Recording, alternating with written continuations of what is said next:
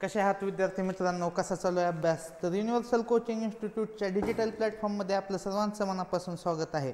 तर पूर्व माध्यमिक शिष्यवृत्ती परीक्षा मधील इयत्ता 8वीचे जे गणित आहे, तर गणितातील स्वाध्याय क्रमांक 5.2 हा आपण आज घेणार आहोत. तर संख्या रेषेवरचा हा स्वाध्याय आहे. संख्या रेषेवरील स्वाध्याय क्रमांक 5.1 आणि संख्या रेषेवरील जे बेसिक आहे ते आपण मागच्या लेक्चरमध्ये घेतलेले आहे. तर ज्यांनी तो व्हिडिओ बघितला नसेल तर पहिले जाऊन तो व्हिडिओ बघा आणि मग हा व्हिडिओ बघा. तर चला चालू करूया. बघा, 2018च्या स्कॉलरशिपच्या परीक्षेमध्ये विचारलेला हा प्रश्न आहे. संख्या रेषेवर पी या बिंदूचा निर्देशक काय आहे? 4/6. म्हणजे पी काय आहे? 4/7. बिंदू पी व क्यू मधील अंतर 9/7 आहे. एकतर बिंदू क्यू हा उजव्या हाताला असेल किंवा डाव्या हाताला असेल, आपण सांगू शकत नाही. जर उजव्या हाताला असेल तर 4/7 मध्ये आपण 9/7 मिसळतो. जर डाव्या हाताला असेल तर आपण 9/7 वजा करतो. तर चला करूया. बघा, 4/7 मध्ये आपण 9/7 मिसळूया. 4 आणि 9 13, 13/7 अशी एक अधिक 13/7 हा येईल. पर्याय क्रमांक 1 येईल आणि दुसरा काय असेल तर 4/7 मधून 9/7 गेले. किती आलं? 4 मधून 9 गेलं 5. मोठ्या संख्येचं चिन्ह वजा 5/7. पर्याय क्रमांक 4. म्हणजे एकदम सहज आणि सोप्या पद्धतीने हे प्रश्न सुटतात. फक्त आपल्याला माहीत पाहिजे की काय करायचं. तर बघा, पहिल्यांदा अधिक करायचं, नंतर वजा करायचं, उत्तर मिळून जातं. आता पुढील प्रश्न बघू. एका संख्या रेषेवरील ए या बिंदूचे निर्देशक 5 आहे. ए चा निर्देशक किती आहे? 5 आहे. ए बी हे अंतर 2 आहे. एक तर बी इकडे असेल किंवा बी इकडे असेल. तर बी जर ह्या साईडला असेल तर बी चा निर्देशक काय असेल? 7 असेल. जर उजव्या हाताला असेल तर 7 असेल, डाव्या बाजूला असेल तर 3 असेल. बरोबर. तर उत्तर काय येईल बघा? 3 आणि 7. पर्याय क्रमांक 2 व 3. ठीक आहे. पुढील प्रश्न बघूया आपण. दिलेल्या संख्या रेषेचे काळजीपूर्वक निरीक्षण करून के या बिंदूची स्थानदर्शक संख्या कोणती ते लिहा. आता के हा बिंदू कोणत्या स्थानावर आहे ते आपल्याला शोधायचं आहे. बघा, के कुठे आहे? बघा, के इथे आहे. के वजा 4/3 जवळ दिलेला आहे. एकदा मी चेक करतो.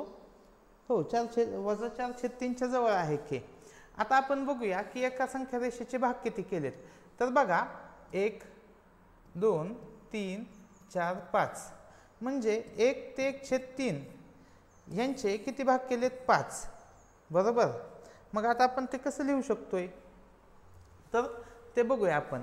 तर बघा, येथे 1 2 3 4 5 आणि परत 1 म्हणजे वजा 4/3 मध्ये काय ॲड होईल? वजा 1/15 असे ॲड होईल. ठीक आहे. यांची जर बेरीज केली तर ती काय येते बघूया. बघा, हे वजाच राहील. बघूया आता याचा छेद समान करूया. 3 ला 15 करायचं आहे तर 5 ने गुणावं लागेल. तर वजा 20 वजा 1/15 वजा 21/15 म्हणजे किती भाग जातोय? 3 ने भाग जातोय. 3 5 15, 3 7 21, 7/5 म्हणजेच किती? वजा 1.4. असं आपलं उत्तर येईल. पर्याय क्रमांक 3 चे उत्तर काय येईल? पर्याय क्रमांक 2.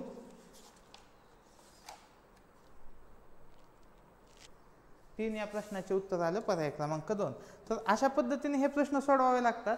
तर समजून घ्या हे प्रश्न कसे सुटतात ते. ठीक आहे. पुढील प्रश्न बघूया आपण. पुढील प्रश्न बघा. वरील संख्या रेषेचे निरीक्षण करून लेंथ बी डी, बी आणि डी आता अंतर मोजूया. तर बघूया, ह्या असे एक पॉईंट लिहून घेऊया आपण. एक युनिट असं समजूया. आता बी ते डी किती आहे बघा? 1 2 3 4 5 5 युनिट आहे. सी बी किती युनिट आहे? 1च युनिट आहे. आणि ए बी किती युनिट आहे? 1च युनिट आहे. म्हणजे 5 आणि 1 6, 6तून 1 गेले 5. आता आपल्याला काय विचारलं? याचे उत्तर किती ते सांगा. आता किती युनिट आहे? 5च युनिट आहे. उत्तर येईल पर्याय क्रमांक 1. 4 ला उत्तर येईल पर्याय क्रमांक 1. खूप सोपा प्रश्न होता. पुढील प्रश्न बघू. पी व क्यू हे संख्या रेषेवरील 2 भिन्न बिंदू आहेत. जर पी हा बिंदू वजा 3 आहे, पी काय आहे? वजा 3. ठीक आहे. ही संख्या दर्शवत असेल आणि त्यांच्यामधील अंतर त्यांच्या तील अंतर x एकक असेल, आता x आहे, x एकक असेल तर q बिंदू कोणत्या संख्या दर्शवतो? आता बघा आपल्याला काय करायचं की q काढायचं आहे. q एक तर उजव्या हाताला असेल किंवा डाव्या हाताला असेल. जर उजव्या हाताला असेल q तर त्याची किंमत x असेल आणि डाव्या हाताला असेल तर त्यांच्यामधील अंतर वजा x असेल. ठीक आहे, हे अंतर आहे. हे असेल तर x असेल, हे असेल तर वजा x असेल. मग आता -3 आणि -x अशी एक पॉसिबिलिटी आहे आणि दुसरी -3 अधिक x. मग हे जर आपण व्यवस्थित लिहिलं तर ते काय येईल x - 3 आणि हे जर लिहिलं तर x अधिक 3 कंस पूर्ण बाहेर वजा चिन्ह, म्हणजे पर्याय क्रमांक 4 आपल्या प्रश्नाचे उत्तर येईल. पुढील प्रश्न बघूया. प्रश्न क्रमांक 6 32/11. आता -32 भागिले 11 ही संख्या रेषेवर दर्शवण्यासाठी कोणत्या एकक अंतराचे समान भाग करावे लागतील? तर 32 ला 11 ने भागा, किती येतं? 11 दुने 22, उरले किती? 10/11. म्हणजे 2 आणि त्याच्या पुढची संख्या 3 यांचे हे भाग करावे लागतील 2 व 3 चे. आणि येथे साइन कोणताही वजा आहे, म्हणजे -2 व -3 ह्या संख्येचे भाग करावे लागतील. तर याचे उत्तर येईल पर्याय क्रमांक 6 चे उत्तर येईल पर्याय क्रमांक 2. पुढील प्रश्न बघूया. संख्या रेषेवरून विचारलेल्या प्रश्नांसाठी अचूक पर्याय निवडा. आता बघूया. पुढील संख्यांच्या जोडीतील लहान मोठेपणा चिन्हांनी दर्शवला आहे, त्यातील चुकीचा संबंध दर्शवणारी जोडी ओळखा. बघा संख्या रेषा शिकवताना मी काय सांगितलं होतं की उजवीकडील जी संख्या असते ती मोठी संख्या असते आणि डावीकडील संख्या ही लहान संख्या असते. डावीकडे संख्या लहान होत जातात आणि उजवीकडे संख्या मोठ्या होत जातात. तर बघूया -2/2 हे 0 पेक्षा कसं आहे? मोठं आहे इथं म्हणलंय. तर -2/2 बघा 0 हे कोणत्या बाजूला आहे? नाही, चुकीचा संबंध ओळखायचा आहे आपल्याला. 0 हे उजव्या हाताला आहे -2/2च्या, म्हणून हा संबंध कसा आहे? हा योग्यच आहे. आता 4/2 आणि 5/2, 4/2 पेक्षा 5/2 कसं आहे? मोठा आहे, योग्यच आहे. 0 आणि -4/2, आता 0 कसं पाहिजे हो? 0 हे मोठं पाहिजे -4/2 पेक्षा, म्हणून पर्याय क्रमांक 3 चुकीचा आहे आणि आपल्याला चुकीचा संबंध ओळखायचा आहे. तर पर्याय क्रमांक 3 आपल्या प्रश्नाचे उत्तर येईल. पुढील प्रश्न बघूया. जर a 2 धन संख्यांचा गुणाकार आहे. आता a 2 संख्या आपण मानू, 2 संख्या कोणत्याही मानू शकता. एक संख्या आपण पहिली संख्या 2 मानू, दुसरी संख्या आपण 3 मानू.